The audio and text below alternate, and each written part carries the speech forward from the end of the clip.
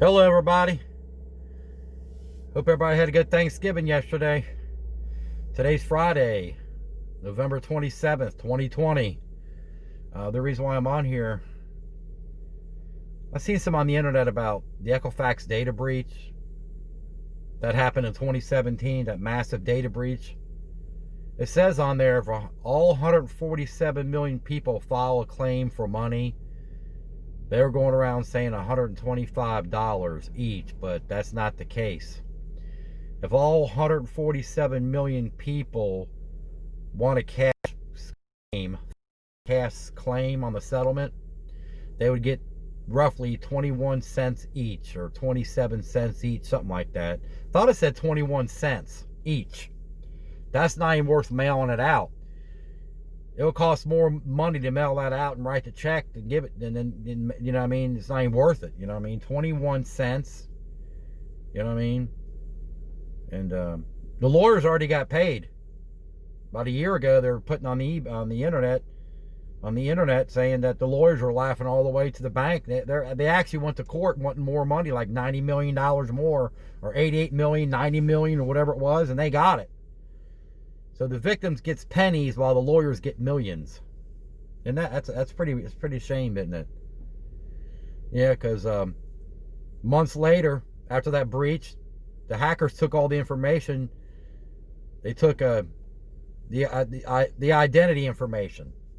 You know, they stole social security numbers, date of birth, addresses, and driver's license number, and some, like, over 200,000 credit card numbers. They got all the information you need to hack the crud out of you. And what gets me, people don't even freeze the reporting agencies out there. And there's more than just the major three credit reporting agencies. They always say, freeze the major three. Yeah, there's more than that. I found out there's a lot more than that. You got to freeze I think there's like 15 of them you got to freeze, maybe a dozen. I had the list. Just shoot me a comment, and then I can send you the list. You need to put a freeze on all these companies out there. Your information is not safe anymore. Because you hear about all these data breaches, you know what I mean? Another thing too, Experian's got this thing called Boost. You're giving them your checking account information, or banking information, savings account, or whatever. When you give them your information, if they have a data breach, your information gets hacked with it. Your checking account information gets hacked with it. Your routing number, your account number. Then it becomes your problem. These companies are not held accountable for data breaches, okay? They're not.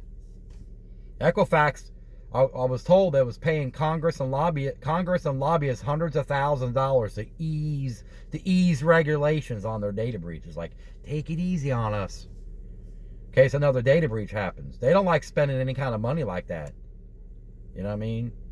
As a consumer, they don't make no money on you. They do make money on you because they sell your information. That's why you need to opt out of them selling your information. If you go on the internet and click on there, I don't want them selling my information, there's an 800 number you can call and tell them to opt out. And I think it's only 7 years. You have to call every 7 years saying, don't sell my information. But they make money on the business side of it, like banks and lenders. That's how they make their money. But they do sell your information. What they do, they'll go to a lender or a bank or a credit card company and say, here, I got 20 million people with good credit. I got their information right here. Give me $3 million, you can have all the information. Then that's how you get them letters in the mail. Pre-approved credit card. I know years ago, a long time ago, they'll actually send you a credit card in the mail, and you have to activate it without even, saying you're approved. Just go ahead and call this number, activate the card. They quit doing that. With people stealing the mail and everything, they quit doing that. Now they just send you a letter in the mail. But you need to freeze all those companies. Because my information is on the dark web. It's been on there like 15 times. So yeah, it's on there. They can buy my information for a few dollars. A lot of people say, well, it's only $3 or $4. You take that times $147 million. That's 147 million people. That's a lot of money. And it stays on the dark web. It don't disappear. It just stays on there. Yeah, I get denial letters all the time in the mail, and I don't even apply for anything. I froze all them reporting agencies over 3 years ago, and they're still frozen. And I call them every 6 months to make sure they're still frozen.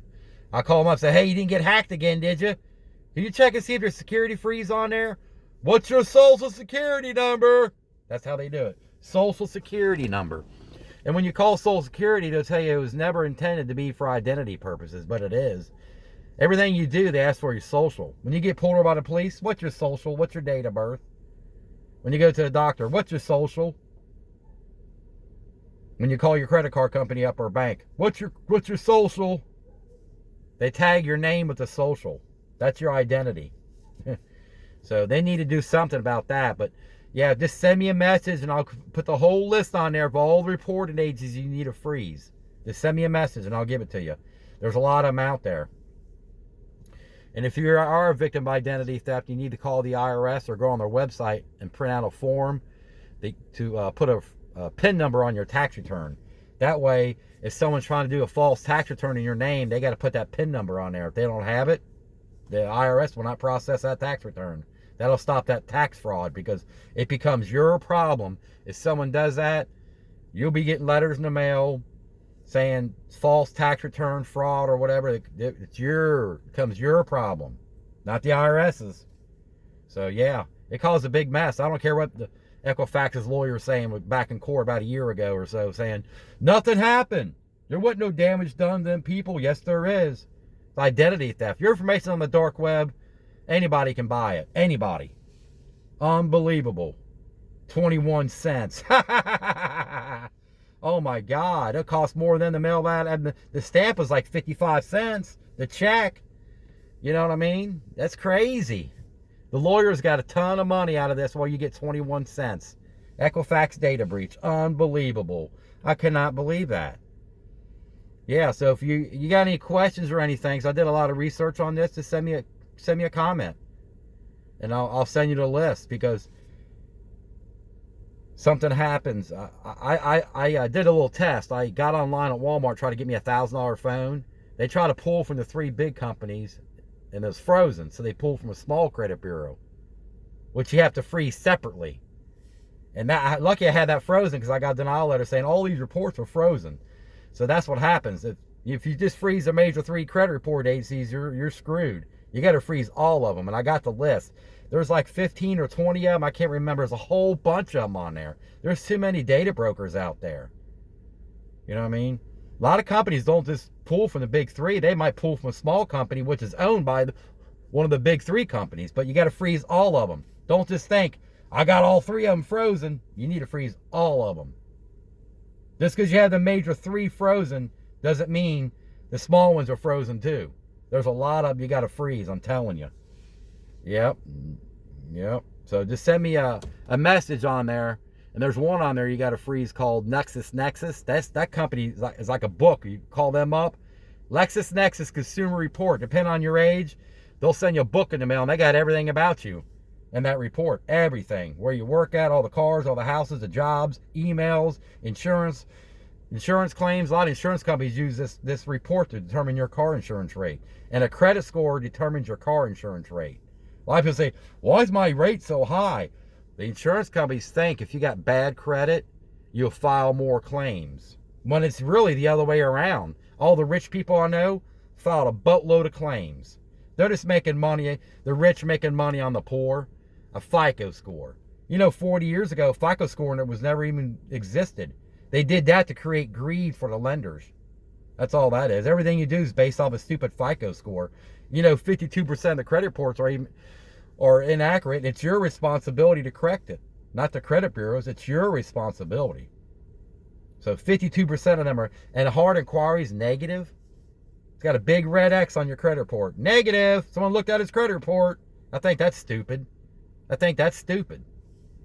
Hard inquiries, negative marks. That just tells you right there the whole FICO score, the whole credit thing is nothing but garbage, trash. I'm glad I don't even deal with it no more. I'm done with them. I froze them all up. They'll send you a PIN number in the mail. You need that PIN number to unfreeze your report. If you do that, just unfreeze it for 24 hours. If you don't, your information, somebody will get something in your name, or they'll use your information. So that's what you need to do. They sent me PIN numbers in the mail. I put them in the shredders. With about a week or 2, you'll get a PIN number. Shredder. I'm done with these companies. I'm tired of these data breaches. That's all you hear on the news. data breach, data breach. But Equifax was the worst because they got everybody's identity information. That's why it's the worst in history. Yeah. But you guys have a lovely day. It's Friday. Have a good weekend. Please like and subscribe. Thank you.